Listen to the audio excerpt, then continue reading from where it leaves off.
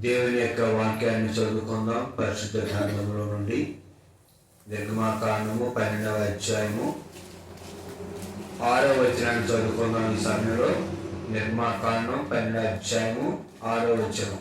నిర్దోషమైన ఏడాది మగపిల్లలను తీసుకొనవలెను. గొర్రెలలో నుండి అయినను మేకలలో నుండి అయినను దానిని తీసుకొనవచ్చును. ఈ నెల 14వ దినము వరకు మీరు దానిని ఉంచుకొనవలెను. తరువాత ఇశ్రాయేలీయుల సమాజపు వారందరూ తమ తమ కూటములలో సాయంకాలమందు దానిని చంపి దాని రక్తము కొంచెము తీసి తాము దాని తిను ఇండ్ల ద్వారపు బందకు 2 నిలుపు కమ్మల మీదను పై కమ్మల మీదను చల్లి ఆ రాత్రియే వారు అగ్నిచేత కాల్చబడిన ఆ మాంసమును పొంగని రొట్టెలను తినవలెను. చదువుకున్నటువంటి లేఖన భాగంలో దేవుడు ఇజ్రాయేల్ ప్రజలు ఐగుప్తు దేశంలో ఫరో రాజు చేతి కింద వారు సుమారుగా 430 సంవత్సరాలు బానిసలుగా ఉన్నారు.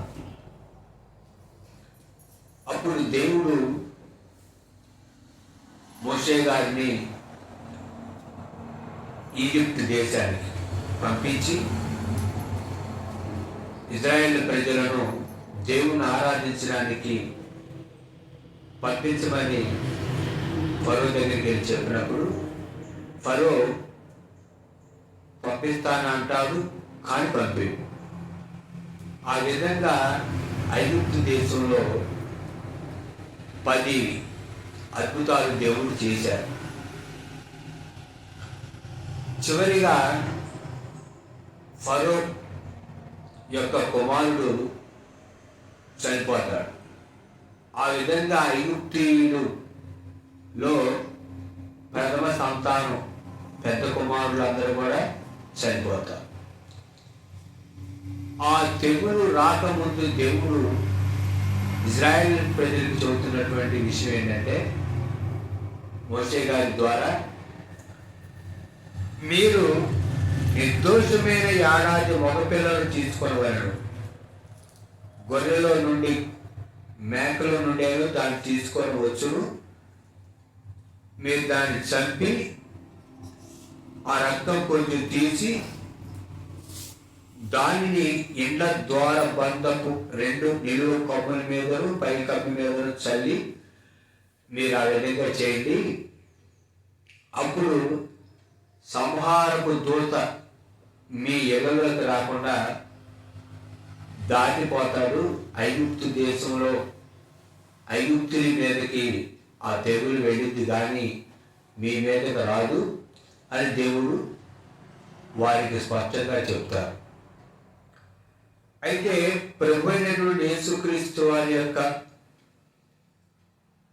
మొదటి రాకడ, నరరూపధారిగా యేసుక్రీస్తు ప్రభువారు ఈ భూమి మీద జన్మించేటటువంటి దానికి పాత నిబంధన గ్రంథం అనేది ఒక నీడలాగా ఉంది, ఒక ఛాయగా ఉంది. పాత నిబంధన, కొత్త నిబంధన నెరవేరుతాం. దేవుని వాక్యాన్ని మనం చూద్దాం. ఎబ్రీయులకు రాసిన పత్రిక పౌలు గారు 9వ అధ్యాయము 14వ వచనం. ఈ ఆదివారం ఆరాధన వర్తమానంలో మన యొక్క వాక్య అంశం ఏంటంటే నిర్దోషి అయిన గొర్రెపిల్ల. చూడండి, దేవుని వాక్యం ఎబ్రీయులకు రాసిన పత్రిక 9వ అధ్యాయము 14వ వచనం. దేవుని వాక్యంలో నిత్యుడగు ఆత్మ ద్వారా తను తాను దేవునికి నిర్దోషినిగా అర్పించుకొనిన క్రీస్తు యొక్క రక్తము నిర్జీవ క్రియలను విడిచి జీవము గల దేవుని సేవించుటకు మీ మనస్సాక్షిని ఎంతో ఎక్కువగా శుద్ధి చేయును. దేవుని వాక్యంలో రాయబడినటువంటి విషయం ఏంటంటే 9వ అధ్యాయము ఎబ్రీయులకు రాసిన పత్రిక 9వ అధ్యాయము 14వ వచనం. చూడండి, దేవుని వాక్యంలో ఉన్నటువంటి మాట, నిత్యుడగు ఆత్మ ద్వారా తనను తాను దేవునికి నిర్దోషినిగా అర్పించుకొనిన క్రీస్తు దేవునికి తనను తాను ఎలా అర్పించుకున్నాడు యేసుక్రీస్తు ప్రభువారు? నిర్దోషిగా.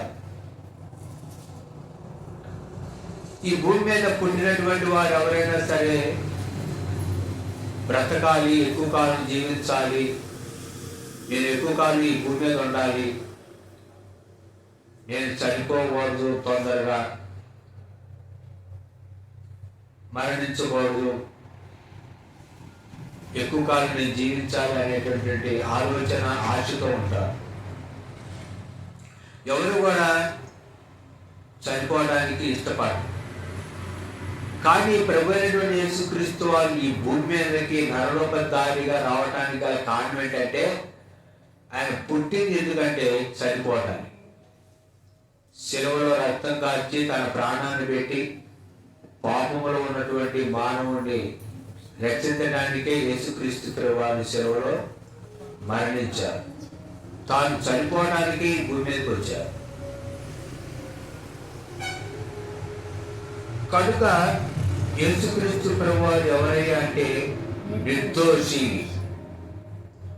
గొర్రె పిల్లకు సాదృశ్యంగా ఉన్నటువంటి నిర్దోషి అయినటువంటి గొర్రె పిల్ల యేసుక్రీస్తు ప్రభు. పాత నిబంధనలో గొర్రె పిల్ల, నూతన నిబంధనలో లోక పాపములు మోసుకొని పోవు దేవుని గొర్రె పిల్ల అని యోహాను గారు చెప్పినట్టు ఆయన నిర్దోషి అయినటువంటి గొర్రె పిల్లగా ఉన్నారు. పిలాతు చెప్పాడు, ఇతరుడు ఏ పాపము లేదు, ఈయన ఏ నేరం చేయాలి, ఈయన నిర్దోషి అని. కనుక దేవునికి, తండ్రి అయినటువంటి దేవునికి ప్రభు అయినటువంటి యేసుక్రీస్తు వారు తనను తాను నిర్దోషిగా అప్పగించుకున్నారని వాక్యం రాయబడి ఉంది. దేవునికి నిర్దోషిగా అర్పించుకున్న క్రీస్తు యొక్క రక్తం ఆనాడు సంహారపు దూత ఇజ్రాయేల్ ప్రజలను సంహరించకుండా ఆ గొర్రె పిల్ల రక్తం వారిని రక్షించినట్లు ప్రభు అయినటువంటి యేసుక్రీస్తు వారి యొక్క రక్తం నిర్జీవ క్రియలను విడిచి జీవం గల దేవుడిని సేవించుటకు మీ మనస్సాక్షిని ఎంతో ఎక్కువగా శుద్ధి చేయను. మన మనస్సాక్షిని శుద్ధి చేసేది దేవుణ్ణి సేవించడానికి, ఆరాధించడానికి మన యొక్క మనస్సాక్షిని శుద్ధి చేసేది ఏమిటయ్యా అంటే యేసుక్రీస్తు వారి యొక్క రక్తం. ఆ రక్తం ఏం చేసింది? నిన్ను నన్ను శుద్ధి చేసింది, శుభ్రం చేసింది, మనస్సాక్షిని శుద్ధి చేసింది. చాలా మంది అనుకున్న విషయం ఏంటంటే బాప్తిజం తీసుకుంటే అయిపోయింది, మాకు మేము పవిత్రపరచబడ్డాం, శుద్ధి చేయబడ్డాం, పరిశుద్ధులం అనుకుంటారు. ఒకడు నీటి మూలంగా, ఆత్మ మూలంగా జన్మించాలని యేసుక్రీస్తు ప్రభు చెప్పినట్టు నిడగా బాప్తిజం తీసుకున్న తర్వాత నీవు ఆత్మలో పుట్టాలి, పరిశుద్ధాత్మ మూలంగా నీవు జన్మించాలి. నీ ఆత్మలో నువ్వు ఆత్మ మూలంగా జన్మించాలి. పరిశుద్ధాత్మ దేవుడి మూలంగా నువ్వు జన్మిస్తే, నూతన జన్మ కలిగి ఉంటే, నీవు మనసులో మార్పు కలిగి ఉంటే అప్పుడు నీ మనస్సాక్షి ఏమైందంటే శుద్ధి చేయబడి. శుద్ధి చేసేది యేసుక్రీస్తు రక్తం. నీవు దేవుడిని శుద్ధి చేయమని అడగాలి. అదంట, ప్రభువా నీ రక్తం నన్ను కడిగి పవిత్రపరచు, నా మనస్సాక్షిని అని అడగాలి. కొంతమంది మనస్సాక్షి ఎలా ఉందంటే ముద్దుగా అయిపోయింది, మనస్సాక్షి పనిచేయదు. కొంతమంది మనస్సాక్షి లేదు. మనస్సాక్షి అంటే ఏంటంటే ఏదైనా శోధన వచ్చినప్పుడు ఆ శోధనలో పడకుండా మనల్ని కాపాడి మనల్ని సరి చేయడానికి దేవుడు మన అంతరంగంలో నుంచి మనతో మాట్లాడతారు. ఇప్పుడు రోడ్డు మీద వెళ్తా ఉన్నాం, ఉదాహరణకి అదేనంటే రోడ్డు మీద వెళ్తా ఉన్నాం, జామ చెట్టు కనపడింది, మనసులో అన్నీ ఏమనిపించింది? జామకాయలు కూసుకొని తినాలనిపించింది. అనిపించిందా లేదా? మరి ఆ జామ చెట్టు నీ మీరే వేరేవాడు. దేవుని వాక్యం ఏమని చెప్తూ ఉంటుంది, నీ మనస్సాక్షి నేను ఏమని చేసింది, గద్దించింది. ఇది జామ చెట్టు నీది కాదు, నువ్వు వేసింది కాదు, నువ్వు కోసుకొని తినకూడదు, ఒకవేళ నువ్వు కోసుకొని తినాలంటే వాళ్ళని అడిగి కోసుకోవాలి అని అనిపించింది మనస్సాక్షి. కొంతమంది ఏంటంటే మనస్సాక్షి చెప్పినప్పుడు కొంతమంది ఏంటంటే ఈ చెందడానికి వాళ్ళని అడిగి కోసుకోవాలా, ఏమైంది ఇది ఆమె పెద్ద డబ్బులు అయితే గౌకం కోసుకో గౌకం అంటే నీకు మనస్సాక్షి ఏం లేదు, గద్దించట్లేదు నీ మనస్సాక్షి. నీ పొరుగు వారిని ఏది ఆశింపకూడదు. రోడ్డు మీద వెళ్తా ఉన్నాం, గబక్కన పక్కన వాడిది మందారం చెట్టు కనపడింది, గబక్కన తీసుకోవడం గబక్కన జాలిలో పెట్టేవాడు. అది అవునా పెద్ద డబ్బులు ఏంటి అంటే అనిపించదు, ఇది తప్పు అని అనిపించదు. అదేంటారా పొలం పనికి వెళ్తాం, అదేంటారా పొలం పనికి వెళ్తాం, మిరపకాయలు బాగా కోసుకొని ఆనందం తర్వాత బాక్స్ కింద పెట్టుకోండి. అది బాక్స్ కింద పెట్టి దానిపైన బట్టలు పెడతాం. చేనోడు కనపడిపోయిన ఆకాశంలో దేవుడు కనపడితే అది ఏమనిపించింది, పొరపాటు అనిపించదు. ఎప్పుడు అనిపించింది, నీ మనస్సాక్షిని గద్దిస్తే పొరపాటు అనిపించింది. అదేనంటే మనల్ని మనమే విమర్శించుకునే తీర్పు పొందకపోదు. మనం ఏం చేసుకోవాలి, మనం విమర్శించుకోవాలి, మనం తీర్పు తీసుకోవాలి. అదేనంటారా, అది మనస్సాక్షి. అంటే లోకంలో ఉన్న వారికి మనస్సాక్షి ఉండదు. నీవు ప్రభువైన యేసుక్రీస్తుని సొంత రక్షకుడు అంగీకరించావంటే నీకు మనస్సాక్షి గద్దించాలి. మనస్సాక్షి ఏం చేయాలి, పని చేయాలి. ఎవరు లేదని పొరపాటు లేదని మాట అన్నావు, క్షమించండి పొరపాటు అయింది అని అన్నారు. చాలా మంది ఏంటంటే బూతు కాగలిగారు, బూతు అయితే క్షమించమాట, దీన్ని కూడా ఎందుకు క్షమించమని అన్నారు. ప్రేమ అమర్యాదగా మాట్లాడుగా ఉంది. కొరింథీ రాసిన పత్రిక ఉందా లేదా, ఉందా లేదా చూద్దాం. చూడండి, కొరింథీ రాసిన పత్రిక 1 కొరింథీ 13వ అధ్యాయం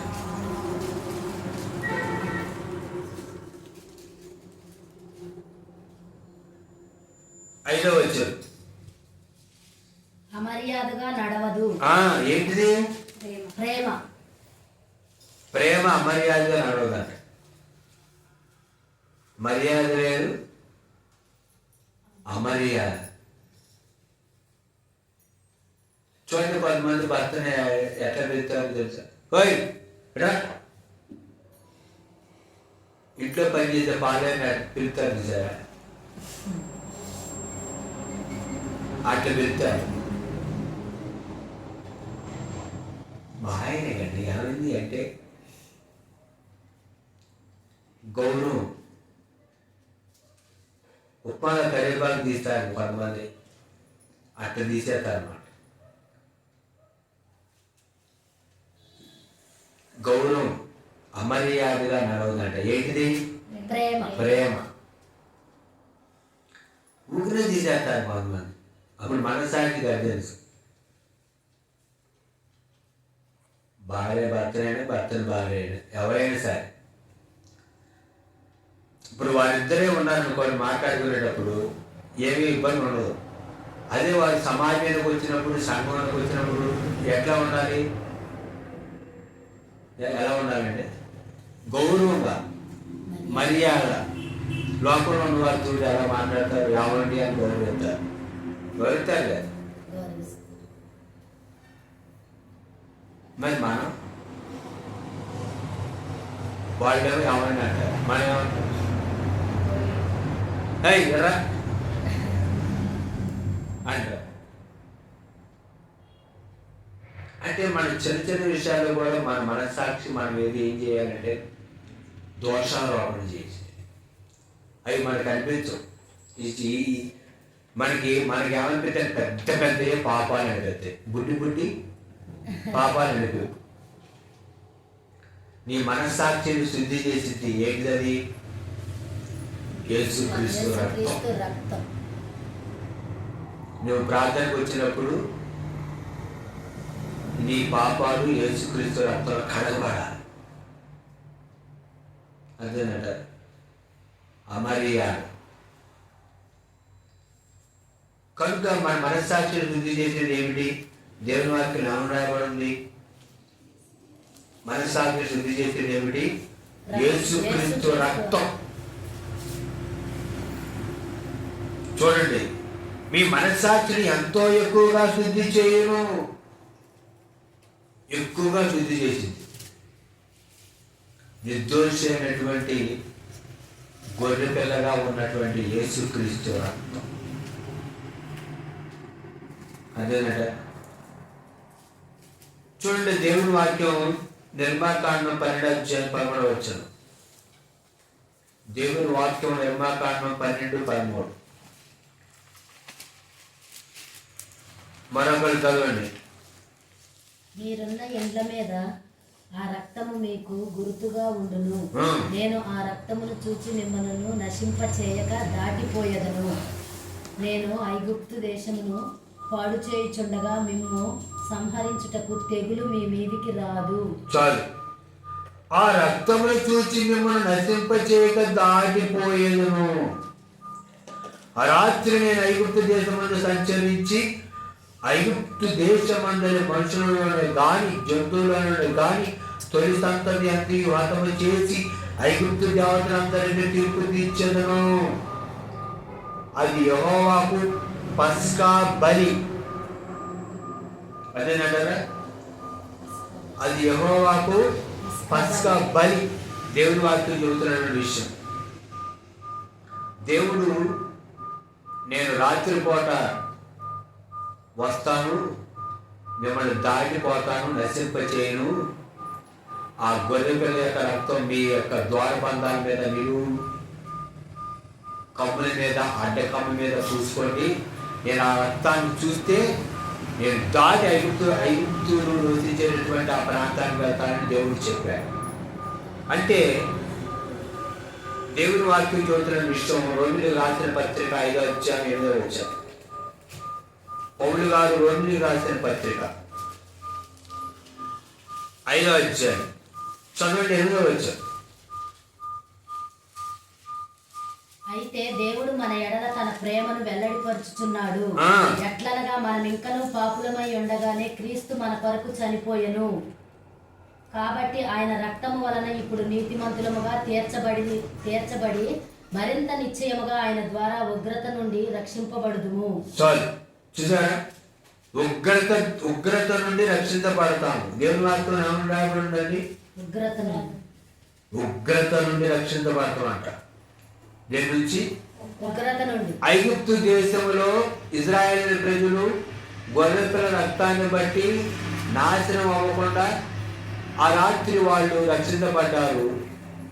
యేసుక్రీస్తు రక్తం ద్వారా నీవు నేను రక్షించబడతాము. దేవుని యొక్క ఉగ్రత నుండి మనం కాపాడబడతాం, రక్షించబడతాం. అదే విషయాన్ని ఇక్కడ దేవుని యొక్క వాక్యంలో వ్రాయబడింది అన్నమాట. దేవుని వాక్యంలో ఏమని రాయబడింది? 5:8 దేవుని వాక్యంలో మనం ఇందాక చదువుకున్నటువంటి విషయం ఏమని రాయబడిందండి? ఉగ్రత నుండి రక్షించబడతామంట. ఆయన ద్వారా ఉగ్రత నుండి రక్షించబడము. ఆయన రక్తం వలన ఇప్పుడు నీతిమంతులుగా తీర్చబడి మరింత నిశ్చయముగా ఆయన ద్వారా ఉగ్రత నుండి రక్షించబడతాము. దేవుని ఉగ్రత నుండి నీవు నేను రక్షించబడతాం. ప్రతి వారి మీద ఏముందో తెలుసా? ఉగ్రత. ఆది ఆదాము యొక్క మరణ శాసనము మన మీద ఉంది. దేవుని ఉగ్రత నుండి నీవు నేను రక్షించబడాలి అంటే దానికి ఏకైక మార్గము యేసుక్రీస్తు రక్తం. ఆనాడు ఐగుప్తీయులు ఐగుప్తు దేశంలో ఇజ్రాయెల్ ప్రజలు రక్షించబడ్డారు అంటే గొర్రెపిల్ల రక్తం. ఈనాడు గొర్రెపిల్ల రక్తానికి సాదృశ్యంగా ఉన్నటువంటి నిజ స్వరూపమైన యేసుక్రీస్తు రక్తం ద్వారా దేవుని యొక్క ఉగ్రత నుండి నీవు నేను రక్షించబడి అదేంటంటే కనుక ప్రభువైన యేసుక్రీస్తు రక్తంలో విశ్వాసం ద్వారా మనం మన పాపాలు కడుక్కోవాలి, ఒప్పుకోవాలి. చూడండి, దేవుని వాక్యం 12:20 నిర్మాకాండం 12:21 చదవండి. నిర్మాకాండం 12:21. కాబట్టి మోషే ఇశ్రాయేలు పెద్దలనందరినీ పిలిపించి వారితో ఇట్లనెను, మీరు మీ కుటుంబముల చొప్పున మందలో నుండి పిల్లలను తీసుకొని పస్కా పశువును వధించుడి. చాలు, పస్కా పశువును ఏం చేయండి, మీరు వధించండి. మేము హతము చేయటకు మీ ఇంటలోకి సంహారకుని చోరనీయుడు. దేవుని భక్తులు ఏమని రాయబడిందంటే పస్కా పశువు వధించాలి. మరి సోపు కొంచెం తీసుకొని పళ్ళెములో నున్న రక్తంలో దాని ముంచి ద్వారబంధము పైకమ్మికి 2 నిలువు కమ్ములకును పళ్ళెంలోని రక్తమును తాగింపవలను. తరువాత మీరు ఎవరు ఉదయం వరకు తన ఇంటి ద్వారం నుండి బయలు వెళ్ళకూడదు. యెహోవా ఐగుప్తీయులను హతము చేయుటకు దేశ సంచారం చేయుచు ద్వార బంధపు పైకమ్మి మీదను 2 నిలువు కమ్ముల మీదను మన రక్తమును చూచి యెహోవా ఆ తలుపును దాటిపోవును. మేము హతము చేయుటకు మీ ఇంటలోనికి సంహారకుని చొరనీయుడు. అదేనట, ఏ ఇళ్ళ పేరైతే ఆ రక్తం ఉన్నదో గొర్రెపిల్ల రక్తం, ఆ ఇళ్లలోకి సంహారకుడు వచ్చి సంహరించబడతారు. ఏ ఇంటి గొమ్ము మీద పై ద్వారం మీద 2 అడ్డకమ్ముల మీద రక్తం ఉంటుందో అప్పుడు సంహారకుడు ఆ ఇళ్లలోకి రాడు. కనుక మీరు ఇళ్లలోనే ఉండండి, బయటికి రావద్దని దేవుడు వాళ్ళకి ఖచ్చితంగా చెప్పారు. చూడండి వాక్యం, కొరింథీయులకు రాసిన పత్రిక పౌలు వారు మొదటి పత్రిక 5:7 అపోస్తలుడైన పౌలు కొరింథీయులకు రాసిన పత్రిక మొదటి పత్రిక 5:7 మీరు పులిపిండి లేనివారు గనుక మొత్తం ముద్ద అవుటకై ఆ పాతదైన పులిపిండిని తీసి పారవేయుడి. ఇంతే కాక క్రీస్తు అను మన పస్కా పశువును వధింపబడెను కనుక క్రీస్తు అను మన పస్కా పశువు ఏమయ్యారు? వధించబడ్డాడు. పాత నిబంధనలో ఉన్నటువంటి పస్కా పశువు నూతన నిబంధనలో యేసుక్రీస్తు ప్రభు. మన పస్కా పశువు వధించబడ్డాడు. సెలవులో ఆయన రక్తాన్ని కార్చి తన ప్రాణాన్ని పెట్టి వదకు సిద్ధమైనటువంటి గొర్రె పిల్లలాగా పస్కా పశువుగా ఆయన ఏమయ్యాడు? వధించబడ్డాడు. కనుక మన కొరకు వధించబడినటువంటి పస్కా పశువు యేసుక్రీస్తు ప్రభు. నీ నా పాపాల కొరకు అంటే జన్మతః మనం పాపులు. మన జీవన విధానంలో కూడా మనం ఎవరు? పాపులు. కనుక మన పాపాల నుంచి మనం విడిపించడానికి యేసుక్రీస్తు ఈ భూమి మీద శరీరధారిగా వచ్చారు. పాపులను రక్షించడానికి క్రీస్తు యేసు లోకంలోకి వచ్చును అనే వాక్యం నమ్మదగినది, పూర్ణ అంగీకారానికి యోగ్యమై ఉన్నది అని దేవుని వాక్యంలో వ్రాయబడింది. తిమోతి గారికి రాసినటువంటి పత్రిక పౌలు గారు మొదటి పత్రికలో ఈ విషయం వ్రాయబడు. కనుక మన కొరకు వధించబడినటువంటి పస్కా పశువు, మన కొరకు వధించబడినటువంటి నిర్దోషి అయినటువంటి గొర్రె పిల్ల యేసుక్రీస్తు ప్రభు. కనుక ఆ యొక్క సత్యాన్ని మనం ఈ యొక్క మధ్యాహ్న కాలంలో తెలుసుకోవాలి. చూడండి దేవుని యొక్క వాక్యం నిర్గమకాండం 17:6.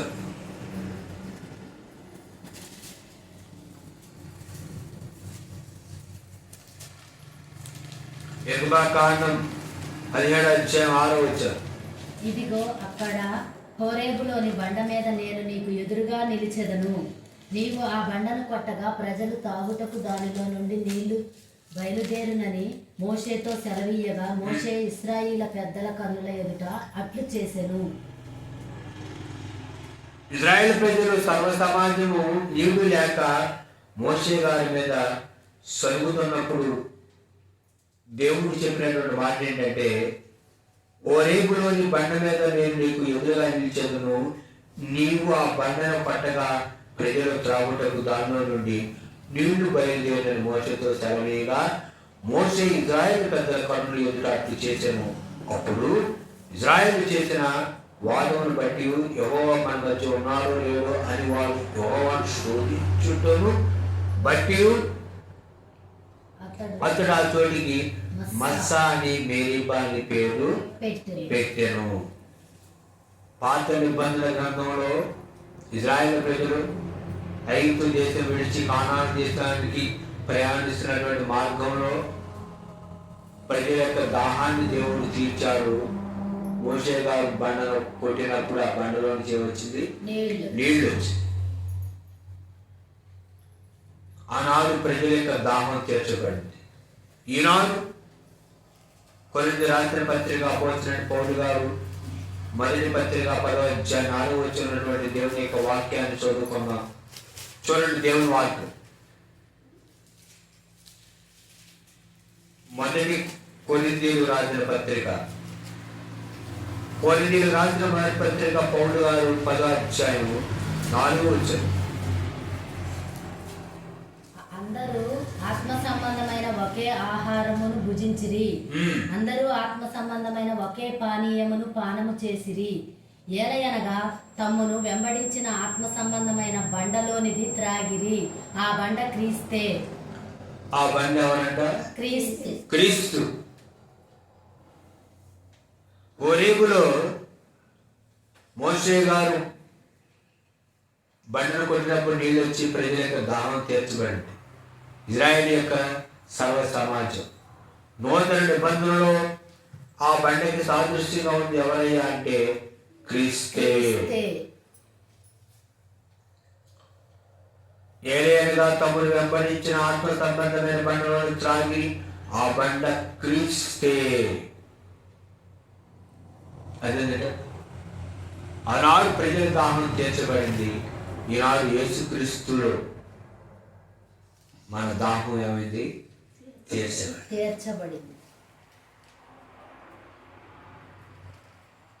యేసుక్రీస్తు ప్రభువారు సమరయ స్త్రీతో అన్నారు, నేనిచ్చు నీళ్లు తాగువాడు మరి అన్నడిని దప్పికొనడు, నీవిచ్చే నీళ్ళు తాగితే మరలా దప్పికొంటారు.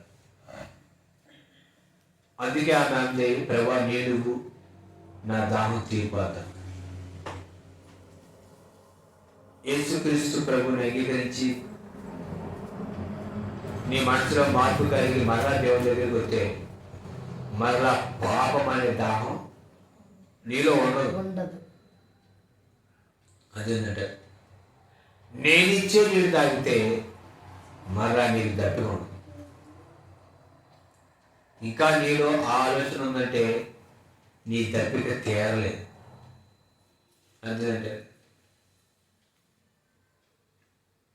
మన దాహం తీర్చబడి సెలవులో వాళ్ళ ప్రభు నేను దప్పికొనుతున్నాను అన్నప్పుడు చేదు చేరక స్పంజీలో ముంచి ప్రభుకి ఇచ్చారు.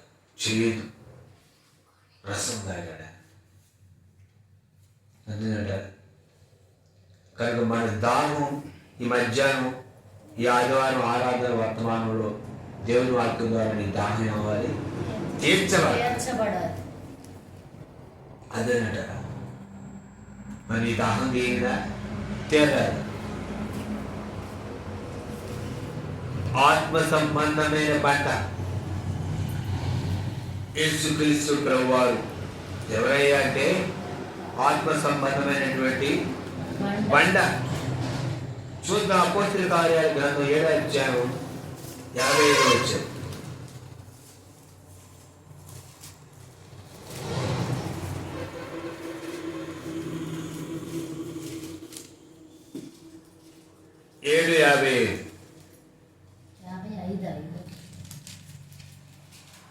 చదవండి.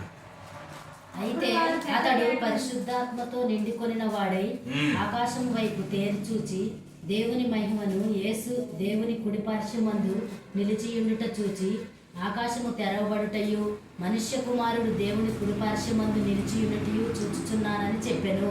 చాలు.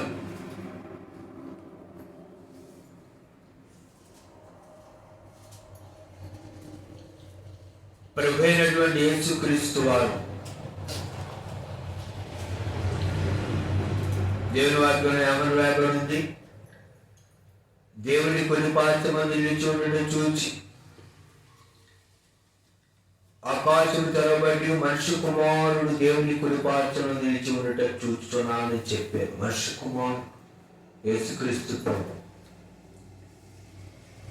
ఆయన ఆకాశం తెరవబడిందంట. మనుష్య కుమారుడు ఎక్కడున్నారు? దేవుని కుడిపార్శ్వమందు నిలిచి ఉన్నారు. అదేనట. మహిమలో ఉన్నటువంటి యేసుక్రీస్తు ప్రభువుని చూశారు.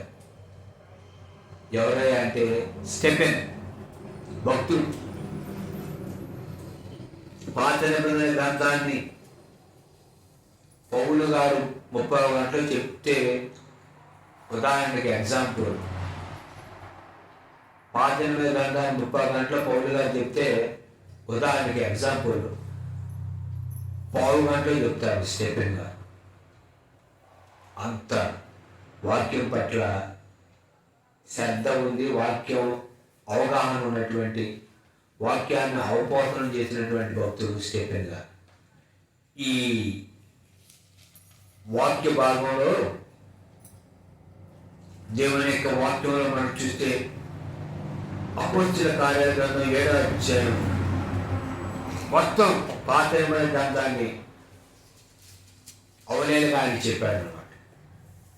అదేంటంటే నశించి దాన్ని వెలిగి రక్షించడానికి మనిషి కుమారుడు వచ్చినని అతనితో చెప్పాను అని యేసుక్రీస్తు ప్రభువారు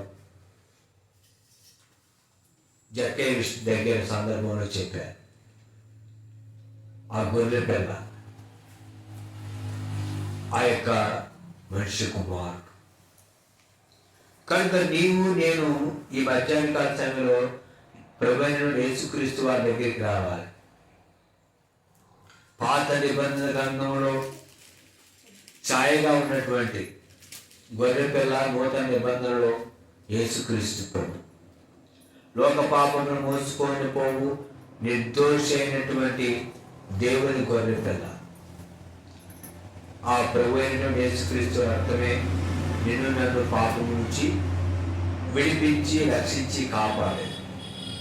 యేసు రక్తం ప్రతి పాపం నుండి కలిగి మనం పవిత్రులుగా చేయను. చాలా మంది ఏమంటారంటే అప్పుడెప్పుడు కాల్చినటువంటి రక్తం ఇప్పుడు ఎట్లా రక్షించిందండి? విశ్వాసం ద్వారా. ఎంతోమంది మన దేశాన్ని బ్రిటిష్ వారి నుండి రక్షించడం కొరకు ఎంతోమంది తమ యొక్క ప్రాణాలు అర్పించారు. వారి త్యాగ ఫలితం ఈరోజు మనం అనుభవిస్తున్నటువంటి స్వతంత్రం. మరి అప్పుడు కాల్చిన రక్తం, వాళ్ళు అప్పుడు పెట్టినటువంటి ప్రాణం, త్యాగం, దాని ద్వారా మనకి రక్షణ వచ్చింది, స్వతంత్రం వచ్చింది. దాన్ని ఇప్పుడు మనం అనుభవిస్తున్నాం. అలానే యేసుక్రీస్తు ప్రభు వారు కాల్చిన రక్తం విశ్వాసం ద్వారా మనం దేవుని యొక్క సన్నిధికి వస్తే ఆయన రక్తం మన పాపాలు కడిగితే ఆ యొక్క రక్తం యొక్క పాపాలు కడిగినటువంటి ఆ అనుభవం దాన్ని మనం ఇప్పుడు అనుభవిస్తాం. ఎందుకంటే భూలోక సంబంధమైనటువంటి సంగతులు భూలోక సంబంధమైన వ్యక్తులకు అర్థం కావు. ఆత్మ సంబంధమైన సంగతులు ఆత్మ సంబంధం వారికి అర్థం ఉంది. ఎందుకంటే శివుడికి వచ్చిన వార్త నశించడం ఎందుకు వెళ్తాను రక్షించబడినటువంటి వారి దేవుని యొక్క శక్తి. శక్తి అదేనంట. మామూలుగా మనలాంటి ఆకాశంలో నక్షత్రాలు ఉంటాయి, గ్రహాలు ఉంటాయి, పాలపంతులు ఉంటాయి, నక్షత్ర మండలాలు ఉంటాయి. ఈ విశ్వం చాలా పెద్దది అంటే మనలాంటి వాళ్ళకి ఏం అర్థం కాదు. అదేంట ఏముందండి ఆ నక్షత్రాలే పైన నక్షత్రాలే కనపడి నీకేముందా అంట. ఎప్పుడు తెలిసింది అది? మనం కూడా పరిశోధన కేంద్రానికి వెళ్తే, అంతరిక్ష పరిశోధన కేంద్రానికి వెళ్ళి లోపలికి వెళ్ళి మనం కూడా అక్కడ నుండి చూస్తుంటే అప్పుడు తెలిసింది అమ్మ ఎంత ఉందా. అదేంట. అలాగే నీవు కూడా ప్రభువుని అంగీకరించి ఆయనలోకి వచ్చినప్పుడు విశ్వాస జీవితం అనుభవాలు నీకు ఒక్కొక్కటి దేవుడు తెలియజేస్తూ ఉంటారు. అదన్నమాట విషయం. కనుక మనకి తెలిసింది అనుభవించినది. అదేనంట. విమానం ఏంటండి ఆకాశంలో ఎట్ట ఎగిరిపోతుందండి, అంత బరువు కనపడిపోతుంది. మనం చూస్తుంటే అది కనబడితే అనిపిస్తున్నాం, కానీ అది వెళ్తా ఉంటుంది. దాని యొక్క సాంకేతిక పరిజ్ఞానం, దాని యొక్క టెక్నాలజీ, దాని యొక్క విధానం బట్టి మామూలుగా అనుకుంటాం ఆకాశంలో విమానం ఎట్ట ఎగిరితే అనుకుంటాం. దానికి శిక్షణ తీసుకొని వాళ్ళు వెళ్తా ఉన్నప్పుడు అది తెలిసింది అనుభవం అన్నమాట. రక్తం ఎలా శుద్ధి చేసింది అంటే పాపాన్ని అంటే అనుభవించిన వాళ్ళకే దాని యొక్క విలువ తెలిసింది, బయట వాళ్ళకి తెలియదు. శిలువకు వచ్చినటువంటి వార్త నశించున్నటువంటి ప్రజలకు ఎలా ఉంటుంది? అది ఎదుగుతాను ఏడనగా ఉంటుంది. కానీ రక్షించబడుతున్నటువంటి మనకి ఎలా ఉంటుంది? దేవుని యొక్క శక్తి, దేవుని యొక్క శక్తిగా ఉంటుంది. అది అదే తిన్నోడికి తెలిసింది కూర రుచి అంటాం. దూరం నుంచి చూసేవాడికి ఏం తెలిసింది? తెలియదు. అందుకని దేవుని వాక్యం ఏమవుతుంది? యోగో వృత్తంలో రుచి చూసి తెలుసుకోండి అన్నట్టు రుచి చూసిన వాడికి తెలుసు, అనుభవించడానికి తెలుసు. కనుక మన పాపాల కొరకు యేసుక్రీస్తు ప్రభు శిలువలో రక్తం కార్చాడు. నిర్దోషమైనటువంటి గొర్రె పిల్లగా ఆయన వధించబడ్డాడు. కనుక ఈ మధ్యాహ్న కాల సమయంలో దేవుని యొక్క సన్నిధికి రావాలి. నీ పాపాలు ఒప్పుకొని నువ్వు పశ్చాత్తాపాలి. యేసు రక్తంలో కడగబడాలి. కడగబడిన వారికి గొర్రె పిల్ల విందు. అదేనంట. కడగబడితేనే విందు. కడుక్కోకుండా ఉంటే కడిగేది యేసు రక్తం. కడుక్కోవాల్సింది నువ్వు. ప్రభా నన్ను కడుగు,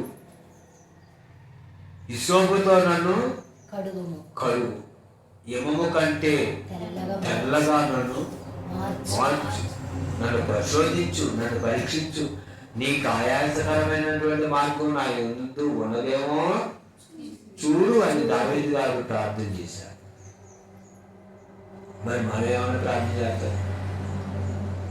కానీ మధ్యాహ్న కాల సమయంలో ప్రభువైనటువంటి యేసుక్రీస్తు వారు ఎవరయ్యా అంటే నిర్దోషి అయినటువంటి గొర్రె పిల్ల. ఆయన ఎందుకు వచ్చాడు తెలిసి ఈ లోకానికి? ఆయన చనిపోవడానికి వచ్చాడు, తన ప్రాణాన్ని పెట్టడానికి వచ్చాడు. విమోచన క్రయధనముగా తన ప్రాణాన్ని అర్పించడానికి ఈ భూమి మీద శరీరధారిగా వచ్చాడు. తన యవ్వన కాలంలో 33 సంవత్సరాల కాలంలో విలువైన రక్తాన్ని కాల్చి ప్రాణాన్ని పెట్టి మరణించి సమాధి చేయబడి తిరిగి లేచి పునరుద్ధానుడయ్యాడు యేసుక్రీస్తు ప్రభు. అదేంటంటే యేసుక్రీస్తు పుట్టాడని సంబరాలు చేసుకోవటం కానీ, ఎందుకు పుట్టాడు? నేను రక్షించడానికే కదా తన ప్రాణాన్ని పెట్టాడు. ఆయన చనిపోయాడు. క్రీస్తు యుక్తకాలం ముందు భక్తిహీనుడి కొరకు చనిపోయాడు. మనం ఇంకా పాపులమే ఉండగా క్రీస్తు యుక్తకాలం ముందే చనిపోయాడు. మన పాపంలో ఉన్నాం, ఆయన చనిపోయాడు. అదేంట మన పాపంలో ఉన్నాం, ఆయన చనిపోయాడు. కనుక మన పాపం నుంచి మనం విడిపించబడి దేవుని యొక్క సన్నిధికి వచ్చి ప్రభు రక్తంలో కడుక్కొని పరిశుద్ధులుగా తీర్చబడి ఆ నిత్య జీవంలోకి వారసులై ఆయన కొరకు సాక్షిగా జీవిద్దాం. అతి కృప యేసుక్రీస్తు ప్రభు వారు మనకు అనుగ్రహించుగాక. ఆమేన్. ప్రార్థన చేసు.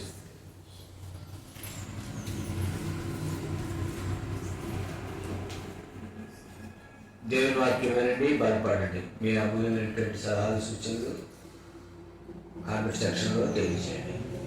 ప్రభువుకు మేము కరుగాక. ఆమేన్. అందరికీ ఉంటాం.